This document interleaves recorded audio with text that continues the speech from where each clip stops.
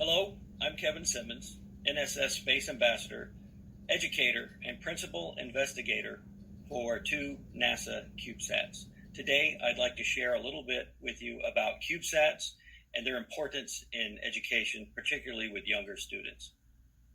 So let's begin with a quick review of what is a CubeSat. A CubeSat is a small satellite form factor originally designed and created by Professors Twiggs and Swary about 22 years ago in order to train university students to design, build, test, and fly a satellite in the time that they were at the university. This is a 1U CubeSat, actually the first CubeSat flown by middle school students, and by definition, a CubeSat is a form factor of 10 by 10 by 10 centimeters, a liter of volume, and a mass not to exceed 1.33 kilograms. Now, you can have multiples of this unit, and they're called 1U, 2U, 3U, etc. And in the past 20 plus years, they have become very disruptive as far as educating not only university students and those headed towards STEM careers, but also even high schools and a few motivated middle school students. So how do you train and motivate young students, particularly at the middle school level, to build a real satellite?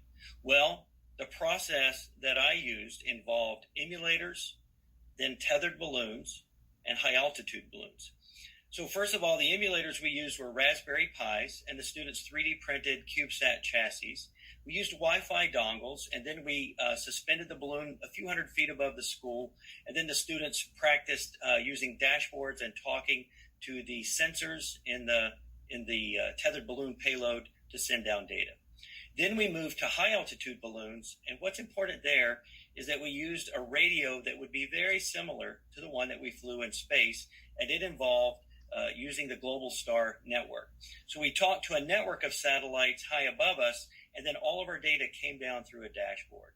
One of the most helpful things as an educator in that process is that all students could download all telemetry through CSV files. We then applied to NASA and were the first middle school selected from NASA's CubeSat launch initiative. And we were selected in spring of 2017.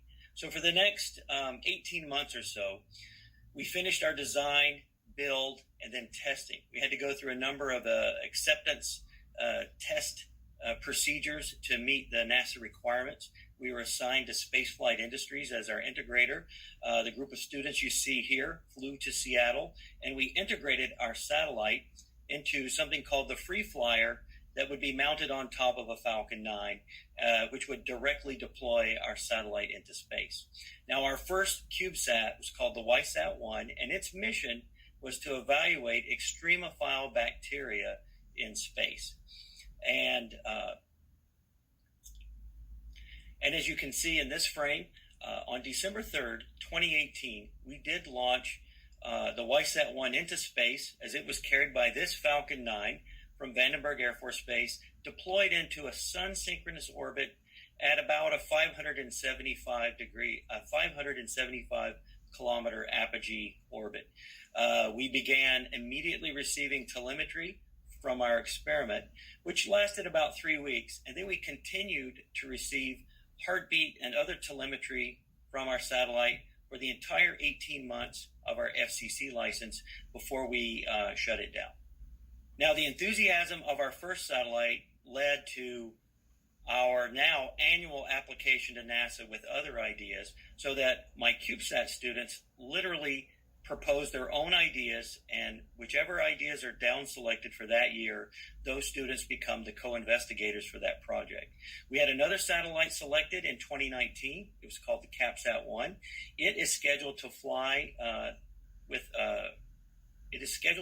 on a Falcon 9 up to the ISS this December, where it will be deployed into low Earth orbit. Now, the CubeSat-1 utilizes a novel electrical power system, and we're going to evaluate some capacitors to see if they might be used instead of lithium-ion polymer batteries in the future. Now, as you would imagine, these students become very competent at technology and engineering and using things like the NASA Systems Engineering Handbook. But what we've also done, my colleague and I have created what we call the Techies and the Talkies. And our Talkies are very active in outreach. Our sixth graders literally create outreach books for 5-year-olds, and then they distribute them at the museums. Our older students created a policy team where we actually worked with our congressman to introduce 2 resolutions on the floor of the House of Representatives.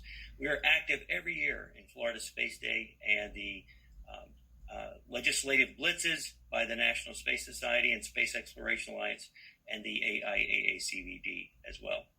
This was a brief review of the first middle school CubeSat development team and some of their activities. And thank you for your time. Please reach out to me by email if you have any questions. Thank you.